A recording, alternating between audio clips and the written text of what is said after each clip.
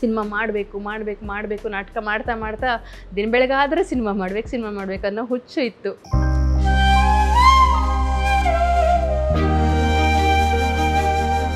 ತುಂಬ ಕನಸಿತ್ತು ಅಪ್ಪನಿಗೆ. ಇವತ್ತು ಬಹುಶಃ ಅವ್ರ ಕನಸು ಅವ್ರ ಆಸೆಗಳು ಏನೋ ನನ್ನ ಮೂಲಕ ಸಾಕಾರ ಆಗ್ತಿದೆ ಅಂತ ಅನ್ಸುತ್ತೆ.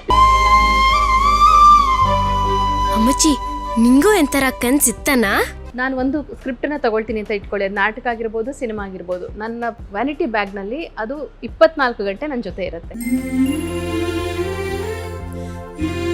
ಹಂಗಾರೆ ಅಕ್ಕಗೂ ಕನಸಿದ್ದಿತ್ತಾ? ತುಂಬ ಜನ ನನಗೆ ಪಾಪ ಹಿತೈಷಿಗಳನ್ನೇ ಸಜೆಸ್ಟ್ ಮಾಡಿದ್ರು ಕೂಡ. ಅಂದರೆ ನಿನಗೆ ಟೆಕ್ನಿಕಲಿ ಎಷ್ಟು ಮಹಾ ಗೊತ್ತಿದೆ, ನೀನು ಡೈರೆಕ್ಷನ್ ಮಾಡಕ್ಕೆ ಹೋಗ್ತಿದ್ಯಾ? ಬೊಂಬಾಗಿ ಹೊಟ್ಟಿದ ಹೆಂಗೆ ಹೋಗ ಮನಿಗುವ ಸಾವು ಬಾಚ್ಕೊಂಡೋಗ.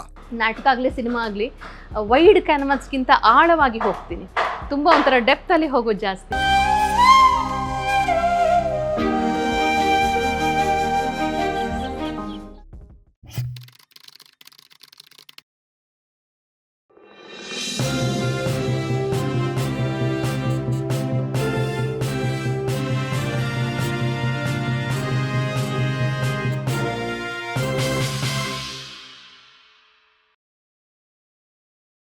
ನಮಸ್ತೆ, ಬಿ ಗಣಪತಿ ಚಾನಲ್ಗೆ ಸ್ವಾಗತ.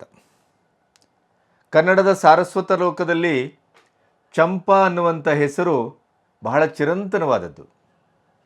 ಚಂಪಾ ಅಂದ್ರೇ ಒಂದು ಅದ್ಭುತವಾದಂಥ ಭಾಷೆ.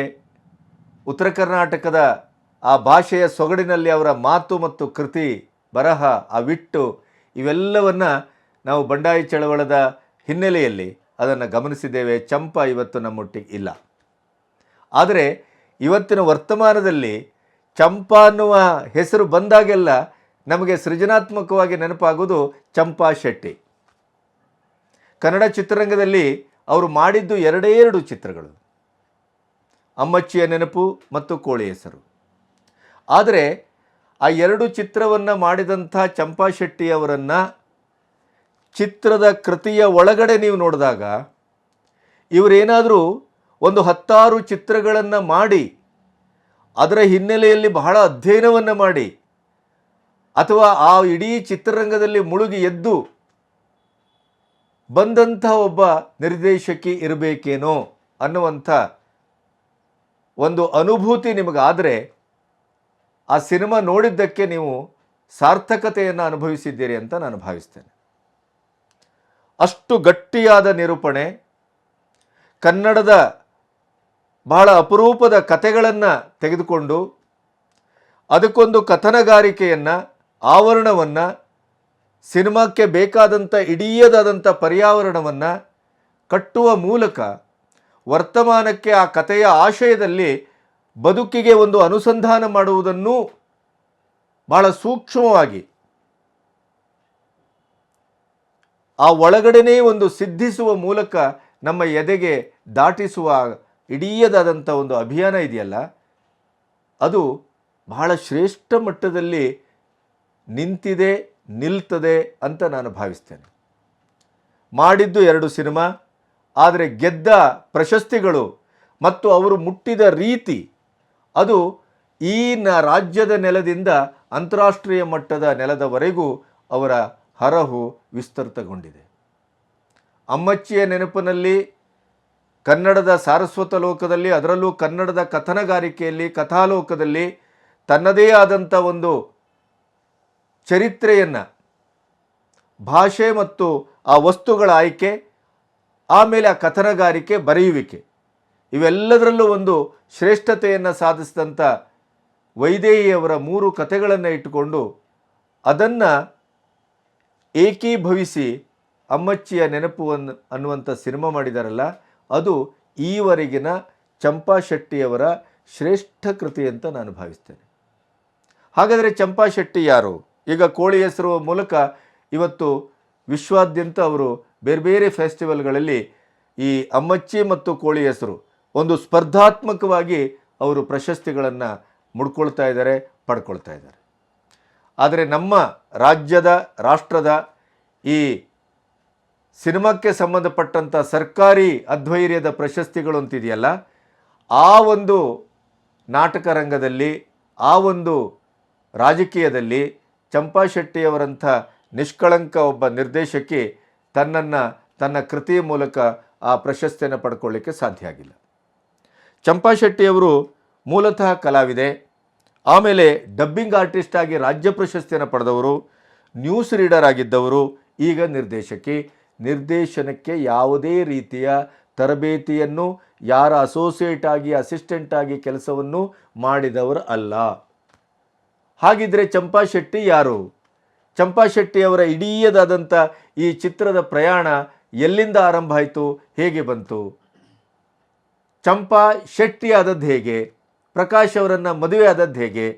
ಒಬ್ಬ ಮಾಧ್ವ ಕುಟುಂಬದ ಹುಡುಗಿ ಒಂದು ನಮ್ಮ ಈ ಶೆಟ್ಟರ ಗುತ್ತಿನ ಹುಡುಗನನ್ನು ಮದುವೆ ಆದಂಥ ಆ ಒಂದು ಪ್ರೀತಿಯ ಕಥನ ಏನು? ಇವೆಲ್ಲವನ್ನು ಸಮಗ್ರವಾಗಿ ಮೊದಲ ಬಾರಿಗೆ ನಮ್ಮ ಚಾನೆಲ್ನಲ್ಲಿ ನನ್ನ ಅತ್ಯಂತ ಆಸಕ್ತಿಯಿಂದ, ಗೌರವದಿಂದ, ಪ್ರೀತಿಯಿಂದ ಮಾಡಿದ ಸಂದರ್ಶನ ಚಂಪಾ ಶೆಟ್ಟಿಯವರದು. ಬನ್ನಿ ನೋಡೋಣ. ಮೇಡಮ್ ನಮಸ್ತೆ. ನಮಸ್ತೆ ಸರ್. ನಾನು ನಿಮ್ಮ ಸಿನಿಮಾವನ್ನು ಬಹಳ ಜತನದಿಂದ ನೋಡಿದವರು.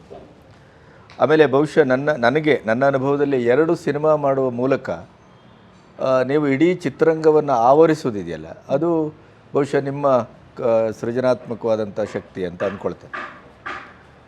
ಅಮ್ಮಚ್ಚಿಯ ನೆನಪು ಮತ್ತು ಕೋಳಿ ಹೆಸರು ಇದೆರಡು ಒಂದು ರೀತಿಯಲ್ಲಿ ಬ್ರಿಡ್ಜ್ ಸಿನಿಮಾನೋ, ಆರ್ಟ್ ಸಿನಿಮಾನೋ, ಅಥವಾ ಈ ಕಮರ್ಷಿಯಲ್ಲಿಗೆ ಪ್ಯಾರಲಲ್ ಆಗಿ ನಿಲ್ಲುವ ಸಿನಿಮಾನೋ ಅಂತ ಅಂದ್ಕೊಳ್ಬೋದು. ಆದರೆ ನಿಮ್ಮ ಸಿನಿಮಾನ ಆ ಜನರು ಇಷ್ಟಪಟ್ಟಿದ್ದಾರೆ, ಈ ಜನರು ಇಷ್ಟಪಟ್ಟಿದ್ದಾರೆ. ಅಂದರೆ ಕಮರ್ಷಿಯಲ್ ಸಿನಿಮಾ ನೋಡುವವರು ಕೂಡ ಈಗ ಮುಖ್ಯವಾಗಿ ಅಮ್ಮಚ್ಚಿ ಅಂತಂದ್ಕೊಳ್ಳೋ ಒಳ್ಳೆ ಸಿನಿಮಾ ಅಂತಾರೆ. ಕೋಳಿ ಹೆಸರು ಬಹುಶಃ ಅದು ಅಷ್ಟರ ಮಟ್ಟಿಗೆ ಒಂದು ಎಲ್ಲರನ್ನೂ ಮುಟ್ಟಿದೆ ಅಂತ ಹೇಳ್ತಾ ಇಲ್ಲ ನಾನು, ಆದರೆ ಹೆಚ್ಚು ಪ್ರಶಸ್ತಿಯನ್ನು ತಂದಿದೆ, ಅಂತಾರಾಷ್ಟ್ರೀಯ ಮಟ್ಟದಲ್ಲಿ ಗುರುತಿಸ್ಕೊಂಡಿದೆ. ಆಮೇಲೆ ನಿಮ್ಮ ಇಡೀ ನಡೆಯನ್ನು ಗಮನಿಸಿದರೆ ನೀವು ನ್ಯೂಸ್ ರೀಡರ್ ಆದವರು, ನಟಿ ಕಲಾವಿದೆ ಆದವರು, ಆಮೇಲೆ ಡಬ್ಬಿಂಗ್ ಆರ್ಟಿಸ್ಟಲ್ಲಿ ರಾಜ್ಯ ಪ್ರಶಸ್ತಿ ಪಡೆದಿದ್ದೀರಿ, ರಂಗಭೂಮಿಯ ಒಡನಾಟ, ಯಾವುದೇ ಪರ್ಟಿಕ್ಯುಲರ್ ಆಗಿ ನೀವು ಕಲಿತ ಅಥವಾ ಅದಕ್ಕೇನೋ ಸಿದ್ಧತೆ ಮಾಡ್ಕೊಳಕ್ಕೆ ಕಾಣಲಿಲ್ಲ. ಆದರೆ ನೀವು ಮಾಡುವ ಸಿನಿಮಾದ ಪ್ರತಿ ಫ್ರೇಮು ನಿಮ್ಗೆ ಏನು ಹೇಳ್ತಾ ಇದೆ ಅಂದರೆ, ನೀವು ಸಿನಿಮಾಕ್ಕಾಗೆ ಬಹಳ ತಯಾರಿ ಮಾಡಿದ ಹಾಗೆ ಅಥವಾ ಏನೋ ಸಿದ್ಧತೆ ಮಾಡ್ಕೊಂಡ ಹಾಗೆ ಸಿನಿಮಾವನ್ನೇ ಬದುಕ್ತೀರಿ, ಸಿನಿಮಾವನ್ನೇ ಉಸಿರಾಡ್ತೀರಿ ಅನ್ನುವ ರೀತಿಯಲ್ಲಿ 2 ಸಿನಿಮಾ ಒಂದಕ್ಕೊಂದು ಕಾಂಪಿಟೇಟಿವ್ ಆಗಿ ಬಂದಿದೆ. ಯಾವುದೇ ಹಿನ್ನೆಲೆ ಇಲ್ಲದೇ ಕೇವಲ ಕಲಾವಿದೆಯಾಗಿ ಕಣ್ಣೋಟದಿಂದ ದಕ್ಕಿದ ಸತ್ಯಗಳನ್ನಷ್ಟೇ ನಿಮ್ಮದಾಗಿಸ್ಕೊಂಡು ಒಂದು ನಿರ್ದೇಶಕಿಯಾಗಿ ಇಷ್ಟು ಪ್ರೌಢ ಮಟ್ಟದ ಅಭಿವ್ಯಕ್ತಿಯನ್ನು ಕೊಡಲಿಕ್ಕೆ ಹೇಗೆ ಸಾಧ್ಯ? ಅದು ಆ ದಿಕ್ಕಿನಲ್ಲಿ ನಿಮ್ಮ ಎಕ್ಸ್ಪೀರಿಯನ್ಸ್ ಏನು?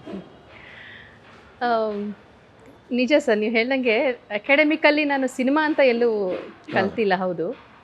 ಆದರೆ ನನಗೆ ರಂಗಭೂಮಿ ನನ್ನ ಹಿನ್ನೆಲೆ. ನೀವು ಹೇಳ್ದಂಗೆ 1991ರಲ್ಲಿ ರಂಗಭೂಮಿಗೆ ಪ್ರವೇಶ ಮಾಡಿದ್ದು. ಸೊ ಅಲ್ಲಿ ಮೊದಲು ನಾನು ನಟಿಯಾಗಿ ಮಾತ್ರ ಒಂದು 20 ವರ್ಷ ಕೇವಲ ನಟಿಯಾಗೇ ಇದ್ದೆ. ಅದಾದಮೇಲೆ ನಾನು ನಾಟಕವನ್ನು ಅಕಾಡೆಮಿಕ್ಕಾಗಿ ಕಲಿತೆ. ಅಂದರೆ ಆಲ್ರೆಡಿ 20 ವರ್ಷ ಎಕ್ಸ್ಪೀರಿಯೆನ್ಸ್ ಆದ ನಂತರ ಪರ್ಫಾರ್ಮಿಂಗ್ ಆರ್ಟ್ಸಲ್ಲಿ MA ಮಾಡಬೇಕು ಅಂತ ಅನಿಸಿ ಯೂನಿವರ್ಸಿಟಿನಲ್ಲಿ, ಬೆಂಗಳೂರು ಯೂನಿವರ್ಸಿಟಿನಲ್ಲಿ MA ಮಾಡಲಿಕ್ಕೆ ಹೋದೆ. ಆಗ ಎಕ್ಸಾಮಿನೇಷನ್ ಪ್ರೊಡಕ್ಷನ್ ಅಂತ ಹೇಳಿ ನನಗೆ ಕಂಪಲ್ಸರಿ ನಿರ್ದೇಶನ ಮಾಡಲೇಬೇಕಾದಂಥ ಅನಿವಾರ್ಯತೆ ಬಂತು. ಸೊ ಆಗ ಬಹುಶಃ ನನ್ನ ಒಳಗಿದ್ದ ನಿರ್ದೇಶಕಿ ಜಾಗೃತಳಾದ್ಲು ಅಂತ ಅನಿಸುತ್ತೆ. ಆಗ ನಾನು ನಾಟಕ ನಿರ್ದೇಶನ ಮಾಡಿದೆ, ನಾಗಮಂಡಲ ನಾಟಕವನ್ನು ನಿರ್ದೇಶನ ಮಾಡಿದೆ. ಅದು ಸಿದ್ಧಮಾಧುರಿಯ ವೇದಿಕೆ ಅಲ್ಲದೆ ಓಪನ್ ಏರಲ್ಲಿ ನಾಟಕ ನಿರ್ದೇಶನ ಮಾಡಿದೆ. ಅದನ್ನು ನೋಡಿದ ನಂತರ ನನಗೆ ರಂಗಭೂಮಿ, ಹವ್ಯಾಸಿ ರಂಗಭೂಮಿಯಲ್ಲಿ ನನಗೆ ನಾಟಕ ನಿರ್ದೇಶನ ಮಾಡಲಿಕ್ಕೆ ಒಂದು ಅವಕಾಶ ಸಿಕ್ತು. ರಂಗ ನಿರಂತರ ತಂಡದವರು ಅವಕಾಶ ಕೊಟ್ಟರು. ಆಗ ನಾನು ಮಾಡಿದಂಥ ನಾಟಕ ಗಾಂಧಿ ಬಂದ, ಡಾಕ್ಟರ್ H. ನಾಗವೇಣಿ ಅವರು. ಹೌದೌದು. ಅದನ್ನೇ ನಾನು ನಾಟಕ ರೂಪಾಂತರಗೊಳಿಸಿ ನಿರ್ದೇಶನ ಮಾಡಿದೆ. ಆ ನಿರ್ದೇಶನ ಮಾಡಿದಾಗ ನನಗೆ ಆಗ ಆ ನಿರ್ದೇಶನದ ಒಂದು ಆ ಖುಷಿ, ಏನು ಹೇಳ್ತೀವಿ, ಆ ಕಂಪ್ಲೀಟ್ನೆಸ್ ಅಂತ ಏನು ಹೇಳುತ್ತೆ, ಅದೆಲ್ಲ ನನಗೆ ಅನುಭವ ಆಗಿದ್ದು ನಾಟಕವನ್ನು ನಿರ್ದೇಶನ ಮಾಡಿದಾಗ. ಬಹುಶಃ ಅಲ್ಲಿವರೆಗೂ ನನಗೇ ಗೊತ್ತಿರಲಿಲ್ಲ ನಾನು ನಿರ್ದೇಶನ ಮಾಡ್ಬೋದು ಅಂತ. ಆಗ ನಿರ್ದೇಶನ ಮಾಡೋವಾಗ ಅಷ್ಟೊತ್ತಿಗಾಗಲೇ ನನಗೆ ಡಬ್ಬಿಂಗ್ ಎಕ್ಸ್ಪೀರಿಯೆನ್ಸು ಮತ್ತು ಸೀರಿಯಲ್ ಧಾರಾವಾಹಿಗಳಲ್ಲಿ ಆ್ಯಕ್ಟಿಂಗ್ ಎಕ್ಸ್ಪೀರಿಯೆನ್ಸು, ಡಬ್ಬಿಂಗ್ ಆರ್ಟಿಸ್ಟ್ ಆಗಿ ನಾನು ಸಿನಿಮಾವನ್ನು ರಶಸ್ನ ನೋಡ್ತಿದ್ನಲ್ಲ. ಸೊ ಆ ನನ್ನೊಳಗಿನ ನಿರ್ದೇಶಕಿ ಯಾವತ್ತೂ ನನಗೆ ಕಾಡ್ತಾನೇ ಇತ್ತು. ಡಬ್ಬಿಂಗ್ ಮಾಡೋವಾಗಲೂ ಸಿನಿಮಾನ ನಾನು ತುಂಬ ವಿಮರ್ಶಾತ್ಮಕವಾಗಿ ಸಿನಿಮಾಗಳನ್ನ ನೋಡ್ತಾ ಇದ್ದೆ. ಈ ಸಿನಿಮಾ ಚೆನ್ನಾಗಿದೆ ಅಂದರೆ ಯಾಕೆ ಚೆನ್ನಾಗಿದೆ, ಚೆನ್ನಾಗಿಲ್ದಿರೋ ಸಿನಿಮಾ ನಮ್ಮ ಕೆಲಸ ಅಚ್ಚುಕಟ್ಟಾಗಿ ಮಾಡ್ತಿದ್ರು ಕೂಡ ಅದನ್ನು ವಿಮರ್ಶೆ ಮಾಡ್ತಿದ್ದೆ, ಯಾಕೆ ಏನು ಮಾಡ್ತಿದ್ರು, ಹೀಗೆಲ್ಲ ವಿಮರ್ಶಾತ್ಮಕವಾಗಿ ಯೋಚನೆ ಮಾಡ್ತಾ ನನ್ನೊಳಗಿನ ನಿರ್ದೇಶಕಿ ಬಹುಶಃ ಆವಾಗಲೇ ಹುಟ್ಕೊಂಡಿದ್ಲು ಅಂತ ಅನಿಸುತ್ತೆ. ಆ ನಾಟಕವನ್ನು ನಿರ್ದೇಶನ ಮಾಡಿದ ಗಳಿಗೆಯಿಂದ ನನಗೆ ಅನ್ನಿಸ್ತಾ ಇತ್ತು ನನಗೆ ಮಾಧ್ಯಮ ತುಂಬ ಇಷ್ಟ, ಈ ವಿಜುವಲ್ ಮಾಧ್ಯಮ ಯಾಕಂದರೆ ನಾನೊಬ್ಳು ಒಂಥರ ಭಾವನಾತ್ಮಕ ಜೀವಿ ಅಂತಲೇ ಹೇಳ್ಬೋದು. ತುಂಬ ಎಮೋಷ್ನಲ್, ಎಲ್ಲವನ್ನ ಎಮೋಷ್ನಲ್ ಆಗಿ ತಗೊಳ್ತಿರ್ತೀನಿ. ಸೊ ಸಿನಿಮಾಗೆ ಎಮೋಷನ್ಸ್ ಅನ್ನೋದು ಒಂದು ಜೊತೆಲಿ ಅದು ಸೀನ್ಗಳಿಗೆ ಮಾತ್ರ ಅಲ್ವಾ, ಬದುಕಿಗಲ್ಲ, ಆದರೆ ನಾನು ದೃಶ್ಯನ ಕಲ್ಪನೆ ಮಾಡ್ಕೊಳ್ತಿರ್ತೀನಲ್ಲ. ಸೊ ನನಗನ್ನಿಸ್ತು ನನಗೆ ನಾಟಕ ಜೊತೆನಲ್ಲಿ ಈ ಮಾಧ್ಯಮ ನನಗೆ ತುಂಬ ಇಷ್ಟವಾದ ಮಾಧ್ಯಮ ಅಂತ ಆಗ ಅನಿಸ್ಲಿಕ್ಕೆ ಶುರುವಾಯಿತು, ಕಾಡಲಿಕ್ಕೆ ಶುರುವಾಯಿತು. ಸಿನಿಮಾ ಮಾಡಬೇಕು ನಾಟಕ ಮಾಡ್ತಾ ದಿನ ಬೆಳಗಾದರೆ ಸಿನಿಮಾ ಮಾಡಬೇಕು ಅನ್ನೋ ಹುಚ್ಚು ಇತ್ತು. ಸೊ ನಮ್ಮ ಇಡೀ ತಂಡದವರ ಒಂದು ಧೈರ್ಯದಿಂದ ಸಿನಿಮಾನ ನಾನು ನಿರ್ದೇಶನ ಮಾಡೋದಕ್ಕೆ ನನಗೆ ನಿಮ್ಮ ಈ ಮಾತಿನ ಆಳದಲ್ಲಿ ನನಗೆ ಗುರುತಿಸಿದ್ದು ನಿಮಗೆ ಒಂದು ಒಳಗಡೆ ಒಂದು ಜೀಲಿತ್ತು ಅಂತ ಗೊತ್ತಾಗುತ್ತೆ. ಅಂದರೆ ಸಿನಿಮಾ ಇರ್ಬೋದು, ನಾಟಕ ಇರ್ಬೋದು, ಅಂತೂ ಈ ಅಭಿವ್ಯಕ್ತಿಯ ಮಾಧ್ಯಮದ ಬಗ್ಗೆ ನಿಮಗೊಂದು ಕ್ರೇಜ್ ಇತ್ತು. ತುಂಬ ಆ ಕ್ರೇಜಿನ ಹಿಂದೆ ಏನಾದರೂ ಪರಂಪರೆ ಇದೆಯಾ ನಿಮ್ಮ ಕುಟುಂಬದ್ದು ಇತ್ಯಾದಿ? ಇದೆ ಸರ್, ಅಂದರೆ ಪರಂಪರೆ ಇದೆ. ನನ್ನ ತಂದೆ, ಬೇರೆ ಯಾರೂ ಇಲ್ಲ ಹೆಚ್ಚಾಗಿ. ನನ್ನ ತಂದೆ ಅವ್ರ ಹೆಸರೇನು? ಲಕ್ಷ್ಮಣರಾವ್ ಅಂತ, HMT ವಾಚ್ ಫ್ಯಾಕ್ಟ್ರಿಯಲ್ಲಿ ಕೆಲಸ ಮಾಡ್ತಾ ಇದ್ರು. ಮೂಲತಃ ಶ್ರೀರಂಗಪಟ್ಟಣದವರು, ಅಲ್ಲೇ ಹುಟ್ಟಿ. ನಾವು 4 ಜನ. ಈ ರಂಗಕ್ಕೆ ಬಂದವ್ರು ನೀವು ಮಾತ್ರ? ನಾನೊಬ್ಳೆ.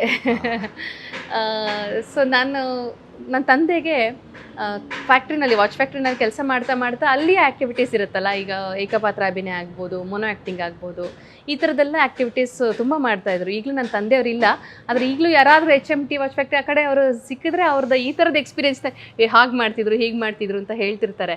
ತುಂಬ ಆಸೆ ಇತ್ತು ಅವರಿಗೆ ಅದನ್ನೆಲ್ಲ ಮಾಡಬೇಕು ಅನ್ನೋಂಥದ್ದು. ನೀವು ನೋಡಿದಾರೆ ಅವರು? ನಾಟಕ ಆ್ಯಕ್ಟ್ ಮಾಡ್ತಿದ್ದು ನಾಟಕ ನೋಡಿದ್ದಾರೆ. ಈವನ್ ನಾಟಕ ನಿರ್ದೇಶನ ಮಾಡುವಾಗಲೂ ಮೊದಲನೇ ನಾಟಕ ನಿರ್ದೇಶನ ಮಾಡಿ ಅದು 2ನೇ ಪ್ರದರ್ಶನ ಆಗೋ ಹೊತ್ತಿಗೆ ಅವರು ಇರಲಿಲ್ಲ, ಅದನ್ನು ನೋಡೋಕ್ಕಾಗಲಿಲ್ಲ ಅಪ್ಪ. ನನಗೆ ಡಬ್ಬಿಂಗ್ ಆರ್ಟಿಸ್ಟ್ ಆಗಿ ಸ್ಟೇಟ್ ಅವಾರ್ಡ್ ಬಂದಾಗ ತುಂಬ ಖುಷಿಪಟ್ಟರು. ಅಂದರೆ ಅವ್ರಿಗೆ ನಾನು CM ಕೈನಲ್ಲಿ ಇದು ತಗೊಳ್ಳೋದು ನೋಡಬೇಕು ಅನ್ನೋ ತುಂಬ ಕನಸಿತ್ತು. ಆದರೆ ಅನ್ಫಾರ್ಚುನೇಟ್ಲಿ ಅದು ಕೂಡ ಆಗಲಿಲ್ಲ. ಅವಾರ್ಡ್ ಅನೌನ್ಸ್ ಆಗಿತ್ತು, ಅದು ಅವಾರ್ಡ್ ಕೊಡೋಕೆ 1 ವರ್ಷ ಆಯಿತು. ಅಷ್ಟೊತ್ತಿಗೆ ಅಪ್ಪ ಇರಲಿಲ್ಲ. ಅವ್ರಿಗೆ ತುಂಬ ಆಸೆ ಇತ್ತು. ಸೊ ನಾನು ಆಗಲೇ ಹೇಳಿದೆ, ಅವರ ಇದ್ದಾಗ ಡೇಸ್ ಅಂದರೆ 1956 ಆ ದಿನಗಳಲ್ಲಿ ನನಗೆ ಹೇಗೆ ಗೊತ್ತಾಯಿತು ಅಂದರೆ ಒಂದೊಂದು ಪಾಂಪ್ಲೆಟ್ ಸಿಕ್ತು ರೀಸೆಂಟಾಗಿ ಅವ್ರ ಪೆಟ್ಟಿಗೆನಲ್ಲಿ. ಅವರು ನಾಟಕಗಳನ್ನ ಆರ್ಗನೈಸ್ ಮಾಡ್ತಾಯಿದ್ರು. ಆವಾಗಿನ ಕಾಲದ ಪೌರಾಣಿಕ ನಾಟಕಗಳನ್ನ ತೊಗೊಂಡು ಬಂದು ಪಟ್ಟಣದಲ್ಲಿ, ಶ್ರೀರಂಗಪಟ್ಟಣದಲ್ಲಿ ಆಡಿಸೋದು, ಅವರಿಗೆ ಒಂಥರ ಏನು ಹೇಳ್ತೀವಿ ಹೋಸ್ಟ್ ಮಾಡೋದೆಲ್ಲ ಮಾಡ್ತಾಯಿದ್ರು.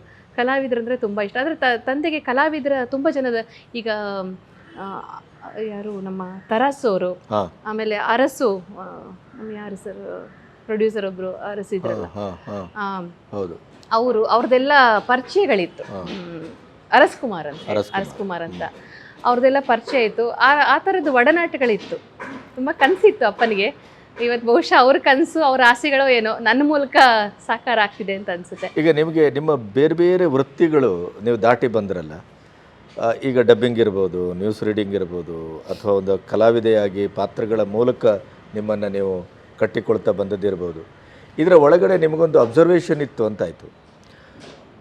ಈ ರೀತಿಯ ಹಿನ್ನೆಲೆ ಇದ್ದಷ್ಟು ಅಷ್ಟೇ ಸಾಕಾಗತ್ತಾ ಈ ಸಿನಿಮಾ ನಿರ್ದೇಶನದ ಈ ಒಂದು ನಿಮ್ಮ ಪರ್ಫಾರ್ಮೆನ್ಸನ್ನು ನೋಡಿದಾಗ ಆ ಮಟ್ಟಕ್ಕೆ?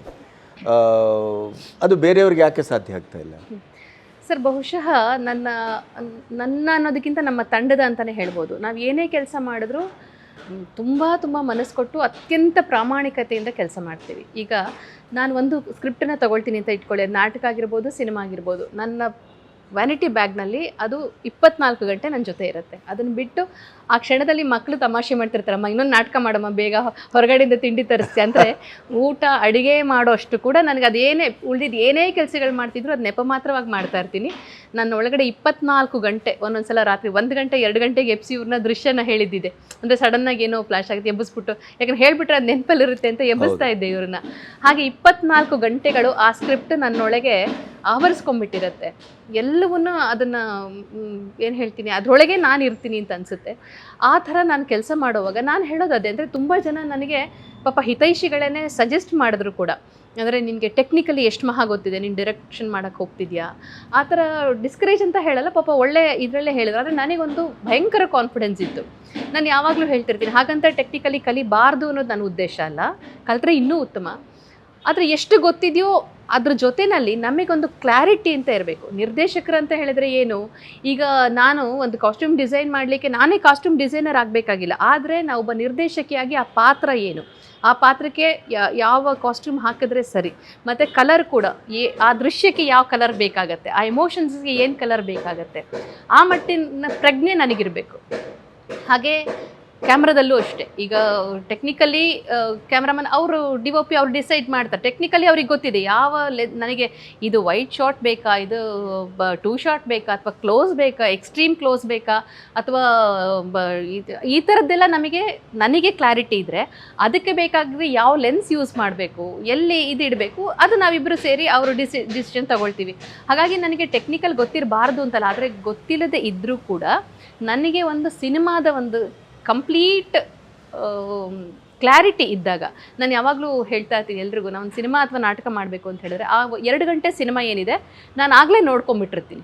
ನನ್ನ ಮನಸ್ಸಿನಲ್ಲಿ ಆ 2 ಗಂಟೆ ಸಿನಿಮಾ ನೀಟಾಗಿ ಕಣ್ಣು ಮುಚ್ಕೊಂಡ್ರೆ 2 ಗಂಟೆ ನೀಟಾಗಿ ಓಡಿ ನಿಲ್ಲತ್ತೆ ಎಂಡ್ವರೆಗೂ. ಅಷ್ಟು ಕ್ಲಾರಿಟಿ ಇರಬೇಕು. ಆ ಕ್ಲಾರಿಟಿ ಇದ್ದಾಗ ಖಂಡಿತ ನಾವು ಧೈರ್ಯವಾಗಿ ಮಾಡ್ಬೋದು ಅಂತ ನನಗೆ ಅನಿಸುತ್ತೆ.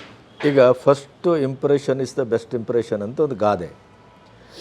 ಅಮ್ಮಚ್ಚಿಯ ನೆನಪು ವೈದೇಹಿಯವರ ಕತೆ ಭಾಳ ಇಂಟೆನ್ಸಿವ್ ಆದಂಥ ಮತ್ತು ಭಾಳ ಒಳನೋಟಗಳಿದ್ದಂಥ ಕತೆ ಅದು. ಅಮ್ಮಚ್ಚಿ ಅನ್ನೋದು ಒಂದು ಸೆಂಟ್ರಲೈಸ್ಡ್ ಒಂದು ಪಾತ್ರ ಆದರೂ ಕೂಡ ಅಲ್ಲಿ ನೀವು 3 ಮುಖಗಳ ಮೂಲಕ ಕಥೆಯನ್ನು ಹೇಳ್ತಾ ಹೋಗ್ತೀರಿ, ಅಥವಾ ಆ ಮುಖದ ಆಚೆ ಕೂಡ ಅಲ್ಲಿಯ ಪರಿಕರ ಅಲ್ಲಿಯ ಪ್ರತಿಯೊಂದು ದೃಶ್ಯಗಳು ನಮಗೆ ಬೇರೆ ಬೇರೆಯ ಒಂದು ಕಥೆಯನ್ನು, ಬೇರೆ ಬೇರೆ ಸೆನ್ಸನ್ನು ನಮ್ಮ ಮನಸ್ಸಿಗೆ ಮುಟ್ಟಿಸ್ತಾ ಇರ್ತದೆ. ಅಂದರೆ ಒಂದು ರೀತಿಯ ಬಹುಮುಖಿಯಾದ ಸಿನಿಮಾ ಅದು. ಆ ಕಾಲದ ಮಹಿಳೆಯರ, ಆ ಕಾಲದ ಬದುಕಿನ, ಆ ಕಾಲದ ಇಡೀ ಸಮಾಜದ ಇಡೀದಾದಂಥ ಒಂದು ಸ್ಟ್ರಕ್ಚರನ್ನು ನಮಗೆ ಕಣ್ಣಿಗೆ ಕಟ್ಟಿಕೊಡ್ತದೆ ಅದು. ಅಲ್ಲಿ ಭಾಷೆ ಮತ್ತು ಅಲ್ಲಿಯ ಪರಿಕರಗಳು, ಅಲ್ಲಿಯ ಪರಿಸರ ಎಲ್ಲವನ್ನೂ ನೀವು ಅದಕ್ಕೆ ಬಹಳ ಆ್ಯಪ್ಟನ್ ಆಗುವ ಹಾಗೆ ಯೂಸ್ ಮಾಡಿದ್ದೀರಿ.